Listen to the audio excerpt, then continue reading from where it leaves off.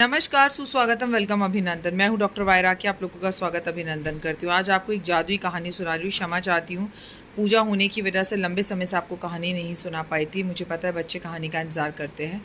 और आज से हमारे YouTube परिवार की पूजा शुरू हुई है, महामृत्युंजय की पूजा, जो अगले 6 दिन तक चलेगी। इसकी वीडियो मैं आपके साथ हर रोज़ दोपहर 2 बजे शेयर करूँगी। और आज भी मैं लाइव गई थी, तो उस वीडियो में जाकर भगवान शंकर के दर्शन कीजिए, क्योंकि केवल सावन के 6 दिन रह गए हैं। सावन 1 साल बाद आएगा। अपने हाथ से मौका मत जाने दीजिए। अगर अभी तक कोई रेमेडीज़ और उपाय आपने नहीं किया तो उन्हें ज़रूर करें। एक गांव के अंदर एक धन्ना सेठ रहा करता था। गांव धीरे धीरे तरक्की कर रहा था, लेकिन वही एक ऐसा व्यक्ति था जिसके पास एक इलेक्ट्रॉनिक चक्की थी और बाकी सबके घरों में हाथ वाली चक्की थी।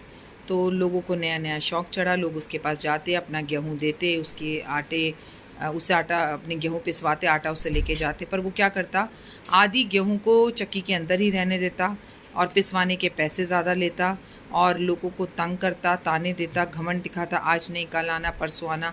लोगों की गेहूँ रख लेता, उसमें मिलावट करता, अगले दिन मिलावट का आटा देता। सब ये बात जानते थे, लेकिन कोई कुछ कर नहीं पा रहा था। इतने में रमेश गाँव में वापस लौटा, जो कि एक किसान का बेटा था। किसान ने उसे सारी बात बताई। रमेश के दिमाग में खुराफात गुजरी। उसने कहा, पिताजी, जैसा देश वैसा भेष, व्यक्ति के साथ वैसा ही व्यवहार करना चाहिए। उसने अपने पिता से कहा, मुझे उस चक्की की दुकान पर ले चलो। पिता ने उसे दूर से चक्की की दुकान दिखाई और उसने अपने पिता से कहा कि अब आप घर लौट जाओ। रात में वो उस चक्की की दुकान में धीरे से घुस गया और चक्की की मशीन में उसने 20,000 रुपये रख दिए।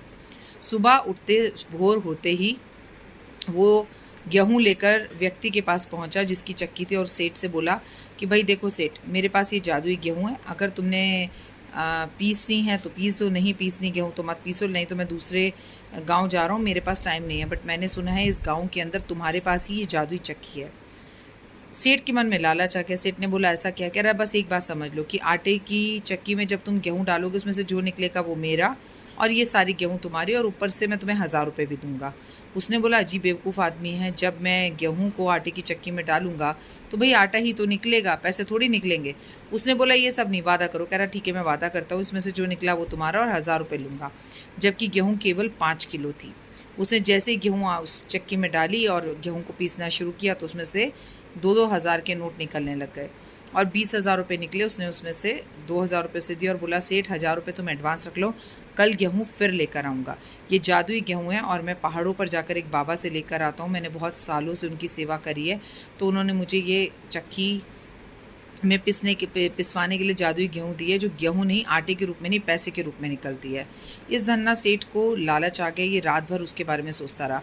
सुबह वो 100 किलो गेहूँ लेकर पहुंचा और बोला, 50 लाख रुपए निकलेंगे।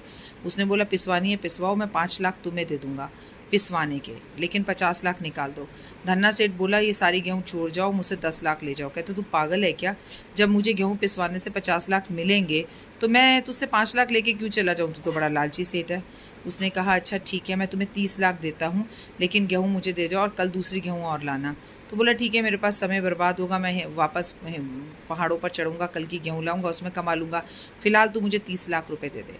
वो 30 लाख रुपए लेता है। सेठ दुकान बंद कर देता है। जितने भी लोग गेहूँ पिसवाने आते हैं सबको भगा देता है। सुबह से शाम तक वो 100 किलो गेहूँ चक्की में डालता रहता है, लेकिन अंत तक 100 किलो गेहूँ पीसने के बाद भी उसमें नोट निकलते नहीं। ये तो आप भी जानते हैं कि कैसे निकलेंगे। और वो समझ जाता है कि उस व्यक्ति ने उसे बेवकूफ़ बनाया। वो 30 लाख रुपए अपने पिता को देता है और कहता है, अपनी ज़मीन खरीदो, उसमें अपनी चक्की लगाओ और बाकी गाँव वालों का भला करो, और मैं आपको शहर से आटे की चक्की ला कर देता हूँ। तो कभी कभी जैसा व्यक्ति हो, जैसा देश हो, वैसा भेष बनाना पड़ता है। और उसी की चतुराई से उसे मारकर उसके बिजनेस को भी ठप किया और भोले भाले गांव वालों को भी बचाया। तो जहाँ किसी की मदद करने का मौका मिले ज़रूर करें, और जिसको जैसा जवाब देने का मौका मिले ज़रूर दें, क्योंकि ऐसा श्री कृष्ण भगवान ने गीता में कहा है, युद्ध तो केवल युद्ध है, वो अपनों के साथ हो या बाहर वालों के साथ। कमेंट्स में जय माता दी ज़रूर लिखें।